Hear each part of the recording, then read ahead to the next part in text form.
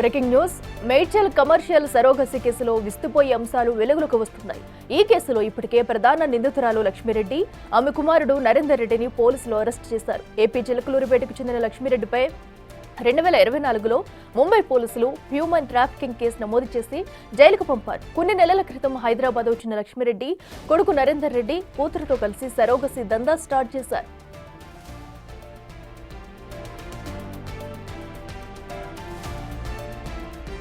Madhapur, Ameerpet, RTC cross road ఏరియాలోని fertility సెంటర్లతో లక్ష్మీరెడ్డి పరిచయాలు పెంచుకుంది.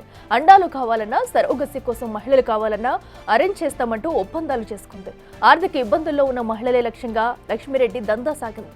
3 సార్లు అండాలిస్తే 30,000 రూపాయలు, సరోగసి ద్వారా పిల్లల్ని కనిస్తే 4 లక్షల రూపాయలు ఇస్తామంటూ ఒప్పందం చేసుకుంది.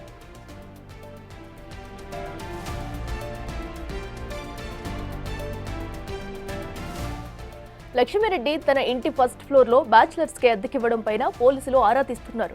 అద్దెకి ఉంటున్న యువకుల నుంచే వీర్యం సేకరించినట్లు పోలీసులు అనుమానిస్తున్నారు. లక్ష్మీరెడ్డి ఏజెంట్ గా ఉన్న 6 ఆసుపత్రులకు ఇప్పటికే పోలీసులు నోటీసులు జారీ చేశారు.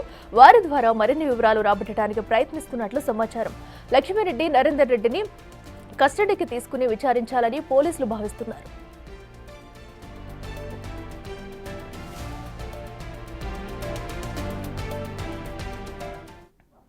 ఇదే అంశానికి సంబంధించి మరింత సమాచారం మా ప్రతినిధి సాగర్ లైవ్ లో అందిస్తారు. సాగర్, చెప్పండి, అటు లక్ష్మీరెడ్డి సరోగసి సెంటర్ కి సంబంధించి ఏ ఆసుపత్రితో లింక్స్ ఉన్నాయి? సో పోలీసుల విచారణలు ఇప్పటి వరకు ఎలాంటి ఆధారాలు బయటకు వచ్చాయి?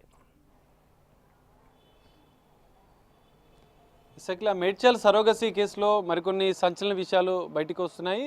లక్ష్మీరెడ్డికి ఇప్పటికే హ్యూమన్ ట్రాఫికింగ్ సంబంధించిన కేసు ముంబైలో నమోదైనట్లుగా కూడా, ఆ కేసులో జైలుకి వెళ్ళి వచ్చినట్లుగా కూడా పోలీసుల దర్యాప్తులో తెలిసింది. అయితే అక్కడి నుంచి తన కొడుకు కూతురుతో హైదరాబాద్కి మకా మార్చింది. హైదరాబాద్లో తను ఒక ఏజెంట్గా, మొదట సరోగసి మహిళగా ఆమె కొన్ని చేసింది. అండాలను దానం చేస్తూ కూడా కొంత డబ్బుని ఈజీ మనీగా సంపాదించేందుకు కూడా తను ఇది వెతుకుంది. అనంతరం కొంతమంది క్లినిక్లతో, ఫర్టిలిటీ సెంటర్స్తో, కొన్ని ఆసుపత్రులతో సంబంధాలు మెయింటైన్ చేస్తూ మరికొంతమంది మహిళలను సరోగసి ఆశ చూపి పేద మహిళలను టార్గెట్గా చేస్తూ ఈ సరోగసి ఊబిలోకి వాళ్ళని దింపినట్లుగా కూడా పోలీసుల దర్యాప్తులో గుర్తించింది. మొత్తం ఇప్పటి వరకు 50 మంది మహిళలతో సరోగసి చేయించినట్లుగా కూడా పోలీసులు కొన్ని కీలక ఆధారాలు ఈ కేసులో సేకరించారు. ఎందుకంటే లక్ష్మీరెడ్డి తను సరోగసి ద్వారా తీసుకొచ్చినటువంటి మహిళలను ఎంత డబ్బు వాళ్ళకి ఇచ్చింది, దంపతుల నుంచి ఎంత డబ్బులు తీసుకుంది అన్న అంశాలు కూడా తను ఓ డైరీ మెయింటైన్ చేస్తుంది. ఆ డైరీలో నోట్బుక్లో కూడా ఇవన్నీ అంశాలు ఆమె నోట్ చేసుకుంటున్న నేపథ్యంలో దాన్ని పోలీసులు స్వాధీనం చేసుకున్నారు.